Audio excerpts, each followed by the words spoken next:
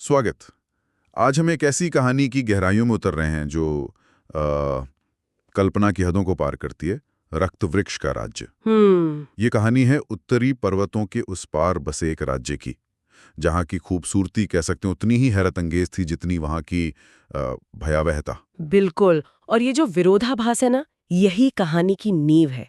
एक ऐसी जगह जहां बर्फ और आग, आप सोचिए, सृजन और विनाश के तत्व एक साथ मौजूद हैं। हाँ, ये माहौल कहानी के द्वंद्व को, उसके टेंशन को शुरू से ही सेट कर देता है।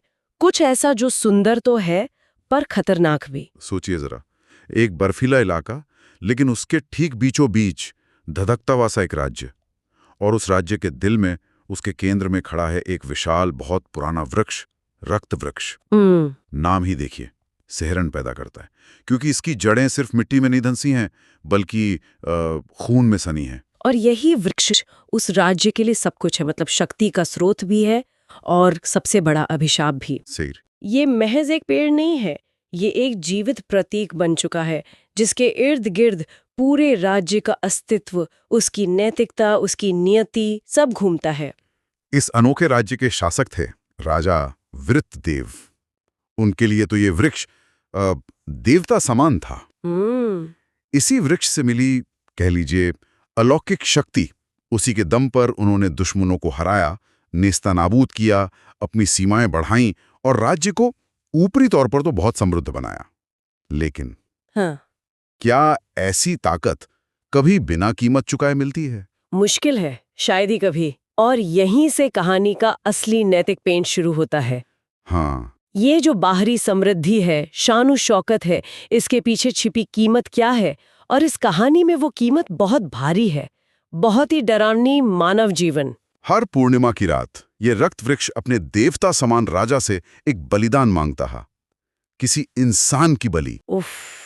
तो चलिए आज इसी कहानी की परतों को खोलते हैं, इसकी गहराइयों में उतरते हैं। ये सिर्फ एक राजा और उसके जादुई पेड़ की कहानी नहीं है। नहीं, बिल्कुल नहीं। ये सत्ता के नशे की कहानी है, बलिदान के असली मतलब की, और उस क्रूर परंपरा के खिलाफ उठ खड़े होने वाले एक युवा के विद्रोह की एक जटिल गाथा है। हाँ, ये हमें फौरन सोचने पर मजबूर करती है, शक्ति का स्वभाव आखिर होता कैसा है? क्या वो हमेशा भ्रष्ट करती है?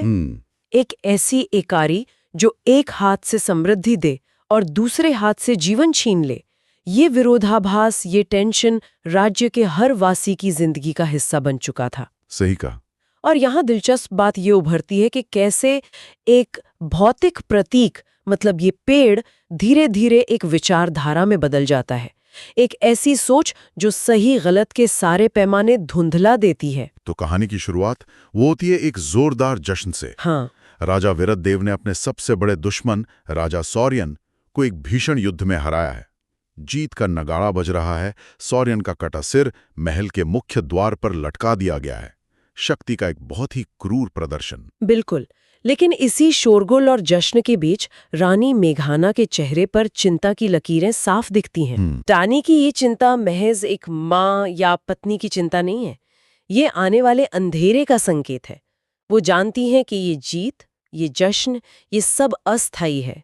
असली परीक्षा तो पूर्णिमा की रात है, जब वृक्ष अपना हक मांगेगा। हाँ, ये बाहरी चमक-दमक और अंदरूनी खौफ के बीच का जो तनाव है ना, वो कहानी को शुरुआत से ही अपनी गिरफ्त में ले लेता है। रानी हिम्मत करके राजा से पूछती भी हैं, आखिर कब तक चलेगा ये सब विरत?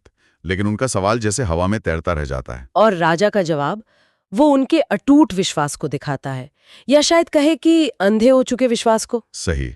वो कहते हैं, मेघाना, जब तक ये वृक्ष मेरे और मेरे राज्य की नसों में शक्ति बनकर बहता रहेगा, तब तक हम अमर हैं। ये बलिदान हमारी अमरता की कीमत है, एक जरूरी निवेश। ये तो मतलब शासकों का पुराना तर्क है ना? बिल्कुल। बड़े लक्ष्य के लिए, राज्य की भलाई के लिए छोटे बलिदान जायज हैं। लेकिन सवाल ये उठता है कि ये बड़ा लक्ष्य क्या वाकई राज्य का है, या सिर्फ शासक की अपनी शक्ति बनाए रखने का एक साधन बन गया है? विरतदेव के वृक्ष और राज्य शायद एक ही चीज हो चुके हैं। उसकी नजर में वृक्ष की पूजा ही राष्ट्रभक्ति है। और इसी तनाव भरे माहौल में एक और किरदार है, एक और जुड़ी आंखें हैं जो सब देख रही हैं। 15 साल का राजकुमार अर्जुन। हाँ, अर्जुन। वो अपने पिता की वीरता के किस्से सुनता है, जश्न देखता है, लेकिन उसकी नजरों में प्रशंसा नहीं है, सवाल तैरते हैं। वो इस रक्तरंजित शक्ति प्रदर्शन पर, पिता के तर्कों पर संदेह करता है। और फिर वो रात आई जाती है, पूर्णिमा की रात। इस बार का बलिदान कहानी में एक निर्णायक मोड़ लाता है। पहले शायद पता नहीं युद्धबंदियों या अपराधियों की बलि दी जाती होगी, जिन्हें समाज वैसे भी हाशिए पर रखता है। हाँ, शायद। लेकिन इस बार राजा चुनता है एक ऐसे सैनिक को जिसने हाल के युद्ध में अदम्य वीरता दिखाई थी, जिसकी वफादारी पर कोई शक नहीं था। अरे, ये तो बहुत ही। अमरता के नाम पर वृक्ष की वेदी पर चढ़ा दिया जाता है। उसकी चीखें रात के सन्नाटे में गूंज कर रह जाती हैं और अगली सुबह वृक्ष पर कुछ ज्यादा ही गहरे लाल रंग के फूल खिलते हैं। राजा इसे शुभ संकेत मानता है, वृक्ष का आशीर्वाद। लेकिन अर्जुन के लिए? हाँ, अर्जुन के लिए ये बर्दाश्त की हद पार कर जाता है। सैनिक का बलिदान सिर्फ एक और मौत नहीं है, ये इस बात का प्रतीक है कि वृक्ष की भूख बढ़ रही है और राजा का विवेक क्या कहते हैं, पूरी तरह नष्ट हो चुका है। वो अब परायों को नहीं, अपनों को ही भस्म करने लगा है। ये निरंकुशता की पराकाष्ठा की तरफ बढ़ता हुआ एक खतरनाक कदम है। शक्ति का नशा अब तर्क और नैतिकता दोनों को निगल चुका है। और यहीं से कहानी एक बहुत जरूरी मोड़ लेती है। उस रात महल के अपने कमरे में अर्जुन चुपचाप एक प्रतिज्ञा लेता है। मैं इस शैतान वृक्ष को जलाकर राख कर दूंगा, चाहे इसके लिए मुझे अपने पिता के खिलाफ ही क्यों न जाना पड़े। सोचिए, हाँ, एक राजकुमार अपने ही पिता की शक्ति के स्रोत को, अपने ही राज्य की नींव को चुनौती देने का प्रण ले रहा है। रानी की वो दबी हुई चिंता और अर्जुन का ये मुखर संकल्प, ये दिखाते हैं कि जुल्म के खिलाफ असंतोष अंदर ही अंदर पनप रहा था। बिल्कुल। अर्जुन का ये प्रण सिर्फ एक किशोर का भावनात्मक आवेश नहीं है, नहीं, ये एक नैतिक विद्रोह की शुरुआत है, राज्य की आत्मा को बचाने की लड़ाई का पहला कदम। ये उस नई पीढ़ी का प्रतिनिधित्व करता है जो पुरानी, क्रूर और अतार्किक परंपराओं पर सवाल उठाने का साहस रखती है। अगर हम इसे थोड़ा बड़े परिप्रेक्ष्य में देखें तो ये दिखाता है कि कैसे अत्यधिक केंद्रित और अनियंत्रित शक्ति अंततः अपने ही भीतर से प्रतिरोध पैदा करती है। सही बात है कि वो अकेला इस दैत्य वृक्ष का सामना नहीं कर सकता, उसे मदद चाहिए।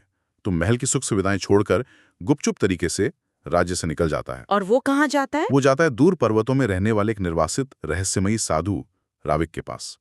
अफवाहें थी कि राविक कभी खुद रक्त वृक्ष का प्रधान पुजारी था। अच्छा। हाँ, लेकिन किसी वजह से उसने वृक्ष की सेवा छोड़ दी और एकांतवास चुन लिया। राविक का चरित्र ये कहानी में एक बहुत ही जटिल परत जोड़ता है। वो कोई पारंपरिक संत या गुरु नहीं है जो अच्छाई और प्रकाश का सीधा रास्ता दिखाए। नहीं, वो अंधकार को समझता है क्योंकि वो खुद उसका हिस्सा रह चुका है। उसका मार्गदर्शन अर्जुन के लिए आसान नहीं होने वाला। बिल्कुल नहीं। वो नायक को नायक बनने के लिए शायद कुछ हद तक खलनायक जैसा बनने को कहेगा। बिल्कुल। जब अर्जुन राविक को बताता है कि वो रक्त वृक्ष को नष्ट करना चाहता है क्योंकि वो लोगों की आत्माओं को खा रहा है, राविक पहले तो हंसता है। हाँ, फिर वो कहता है, लड़के, आग से आग नहीं बुझती, उस वृक्ष को हराना है तो तुम्हें उसी का हथियार इस्तेमाल करना होगा, रक्त। तुम्हें उसके जैसा ही निर्मम, उसके जैसा ही क्रूर बनना होगा। ये सुनकर तो अर्जुन चौंक गया होगा। हाँ, बिल्कुल। ये एक बहुत गहरा नैतिक सवाल खड़ा करता है, नहीं? हाँ। क्या बुराई से लड़ने के लिए बुराई का दामन थामना जरूरी है? क्या लक्ष्य साधनों को सही ठहरा देता है? राविक का तर्क शायद ये है कि जिस तरह की पैशाचिक शक्ति से सामना है, उसे समझने और हराने के लिए उसकी ही भाषा बोलनी पड़ेगी, उसकी ही क्रूरता अपनानी पड़ेगी। ये अर्जुन के लिए एक परीक्षा है। क्या वो इस रास्ते पर चलकर अपना लक्ष्य पा सकेगा या खुद ही रास्ता भटक जाएगा? राविक अर्जुन को एक प्राचीन और अंधकारमय युद्ध कला सिखाता है, छाया युद्ध। छाया युद्ध, ये क्या था? हाँ, इसमें योद्धा अपनी इच्छा शक्ति और यहाँ तक कि अपनी आत्मा के अंश को भी हथियार की तरह इस्तेमाल करता है। ये बहुत कठिन प्रशिक्षण है जो सालों तक चलता है। सालों तक? हाँ, और इन सालों में अर्जुन बदल जाता है। वो भोला, संवेदनशील राजकुमार अब नहीं रहा। उसकी आंखों में अब मासूमियत की जगह एक ठंडी, फौलादी चमक है। वो राविक के शब्दों में एक काली ज्वाला बन चुका है, अपने लक्ष्य पर केंद्रित, कठोर और शायद खतरनाक भी। ये परिवर्तन सिर्फ शारीरिक कौशल या युद्ध कला का नहीं है, ये एक गहरा आत्मिक रूपांतरण है। सही। अपने महान उद्देश्य को पाने के लिए अर्जुन को अपने व्यक्तित्व के एक हिस्से की, अपनी कोमलता की शायद बलि देनी पड़ी। ये दिखाता है कि बड़े बदलाव लाने की कीमत अक्सर व्यक्तिगत स्तर पर बहुत ज्यादा होती है, कभी कभी नायक को अपने अंदर के राक्षस से भी लड़ना पड़ता है। और कई सालों बाद जब अर्जुन इस नए रूप में अपने राज्य लौटता है तो पाता है कि हालात पहले से कहीं ज्यादा बिगड़ चुके हैं। ओह, राजा विरतदेव अब बूढ़ा हो चला है, लेकिन उम्र ने उसकी क्रूरता या वृक्ष के प्रति उसकी अंधभक्ति को कम नहीं किया है, बल्कि और बढ़ा दिया है। सत्ता का नशा समय के साथ और गहरा हो गया है। हाँ, और वो एक ऐसी घोषणा करता है जिसे सुनकर सिर्फ राज्य ही नहीं, शायद पत्थर भी दहल जाएं। क्या घोषणा? राजा ऐलान करता है कि अगली पूर्णिमा को वृक्ष ने स्वयं रानी मेघाना का बलिदान मांगा है। अरे, अपनी ही पत्नी का? हाँ, ये तो कहानी का वो चरम बिंदु है जहां राजा का पागलपन अपनी सारी हदें तोड़ देता है। अपनी ही पत्नी की बलि। ये क्षण दिखाता है कि विरतदेव अब पूरी तरह से वृक्ष की इच्छा का गुलाम बन चुका है। उसमें इंसानी भावनाएं, रिश्ते नाते सब खत्म हो चुके हैं। शक्ति ने उसे पूरी तरह अमानवीय बना दिया है। दरबार में सन्नाटा छा जाता है। रानी मेघाना स्तब्ध हैं, पर शायद इतने सालों के जुल्म ने उनका विरोध करने का साहस छीन लिया है। वो चुपचाप भाग्य के आगे सिर झुकाए खड़ी रहती हैं। लेकिन तभी ये बदला हुआ कठोर अर्जुन है। वो सीधा अपने पिता के सिंहासन के सामने जाके खड़ा होता है और उसकी आवाज गूंजती है, बहुत हो चुका, मैं इस पागलपन को यहीं अभी समाप्त करूंगा। ये महज पिता पुत्र का टकराव नहीं रह गया है अब। नहीं, ये दो विचारधाराओं, दो युगों का सीधा संघर्ष है। एक तरफ है सदियों पुरानी क्रूर परंपरा और व्यक्तिवादी सत्ता का प्रतीक राजा विरतदेव, दूसरी तरफ है बदलाव, मानवता और न्याय की मांग करता हुआ अर्जुन। उसका लौटना कहानी को उसके निर्णायक मोड़ पर ले आया है। बूढ़ा राजा अपने बेटे को देखकर पहले तो हैरान होता है, फिर अट्टहास करता है, तू मेरे ही खून से जन्मा, तू मुझे चुनौती लेगा? अर्जुन की आंखों में नफरत और दृढ़ संकल्प दोनों हैं। वो जवाब देता है, नहीं पिताश्री, मैं आपको नहीं, उस वृक्ष को चुनौती देता हूं जिसने आपको एक इंसान से राक्षस बना दिया। और फिर शुरू होता है महल के भीतर ही एक अविश्वसनीय भयानक युद्ध। पिता और पुत्र के बीच, दो पीढ़ियों के बीच, दो विश्वासों के बीच। ये युद्ध सिर्फ तलवारों का नहीं है, ये राज्य की आत्मा के लिए लड़ा जा रहा युद्ध है। महल के संगमरमरी फर्श पर खून बिखरता है। वफादार सैनिक समझ नहीं पाते कि किसका साथ दें। हाँ, ये दिखाता है कि इस तरह के आंतरिक संघर्ष की कीमत कितनी भयानक होती है। पूरा ढांचा ही चरमरा जाता है। अर्जुन अपनी युवा शक्ति और राविक से सीखी वो क्रूर युद्ध कला, उसके दम पर अंततः अपने बूढ़े हो चुके पिता पर भारी पड़ता है। वो विरतदेव को निहत्था कर देता है, लेकिन मारता नहीं। अच्छा, शायद पिता का मोह, या शायद ये दिखाना कि वो अपने पिता जैसा हत्यारा नहीं है। वो पिता की शाही तलवार छीनता है और सीधा महल के प्रांगण में खड़े रक्त वृक्ष की ओर दौड़ लगाता है। उसका लक्ष्य अब बिल्कुल साफ है। हाँ, समस्या की जड़ पर प्रहार करना। लेकिन यहीं वो सवाल फिर से उठता है जो राविक की शिक्षा के समय उठा था। क्या अर्जुन अपने पिता को हराकर और उसी की तरह शक्ति का इस्तेमाल करके अनजाने में उसी रास्ते पर नहीं चल पड़ा है जिससे वो घृणा करता था? सोचने वाली बात है। क्या राविक की क्रूर बनों वाली सीख ने उसे बदल तो नहीं दिया, या उसका उद्देश्य लोगों को बचाना, रानी को बचाना, राज्य को श्राप मुक्त करना उसे नैतिक रूप से सही साबित करता है?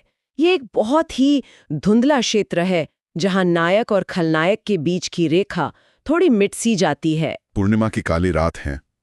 अर्जुन अकेले उस विशाल भयावह वृक्ष के सामने खड़ा है। जैसे ही वो तलवार उठाता है, वृक्ष मानो जीवित हो उठता है, कांपता है। हाँ, वो कांपता है। उसकी शाखाओं से खून की बूंदें टपकने लगती हैं, जैसे बारिश हो रही हो खून की। हवा में एक डरावनी फुसफुसाहट फैल जाती है।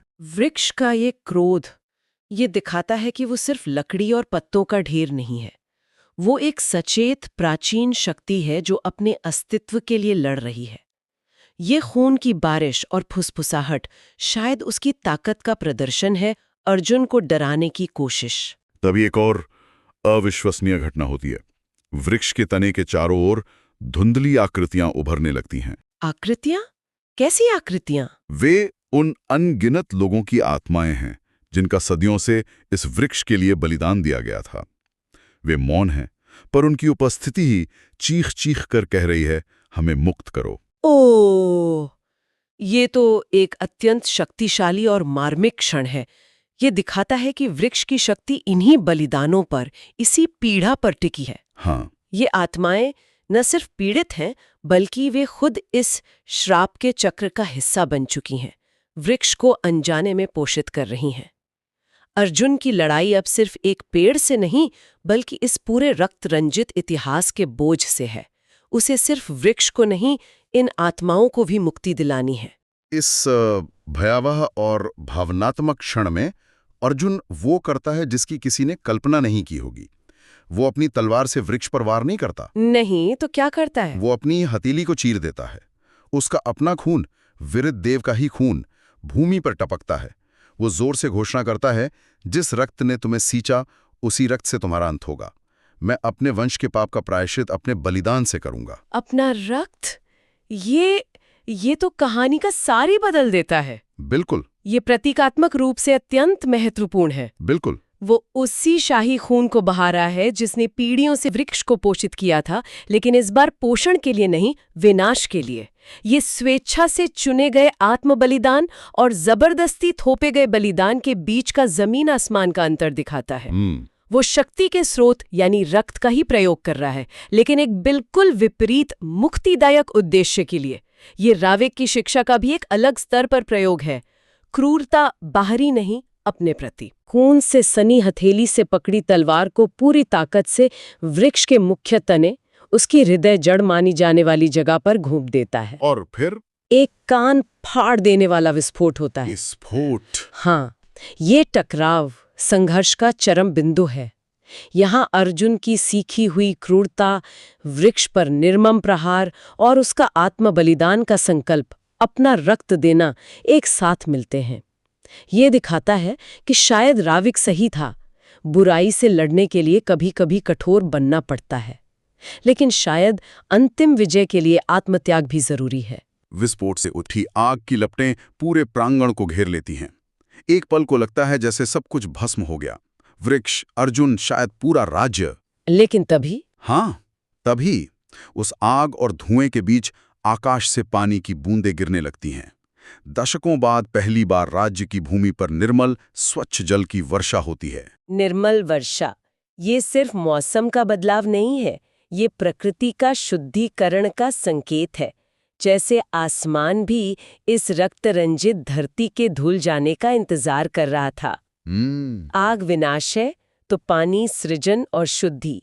ये एक नए युग की शुरुआत का प्रतीक है, जैसे प्रकृति खुद राहत की सांस ले रही हो कि श्राप का अंत हुआ।